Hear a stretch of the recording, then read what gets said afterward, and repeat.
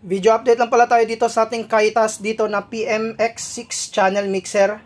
So ayan po no, pag nag-order pala kayo dito, may mga pagpipilian po kayo dyan, PMX6, PMX8 at saka yung PMX12. Yung kagandahan dito sa mixer natin, meron na po itong 6 na mic input, tsaka yung kanyang main out, dalawa, XLR at saka PL. Papan testing ko dito mga ka-sounds is napakaganda po niyang gamitin.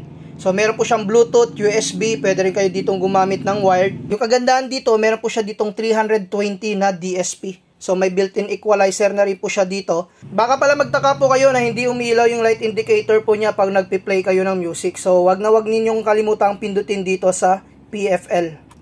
Naka-activate po ito, hindi talaga iilaw yung kanyang light indicator po dito. So ayan, makikita po ninyo may USB akong ginamit po dyan. May audio po dyan na pumapasok sa mixer kaya nagbi-blink yung kanyang light indicator. So sa mga knob po niya, napaka-smooth po niyang gamitin. Sa mga gusto pala mag-avail nito, pakiclick lamang yung ating yellow basket.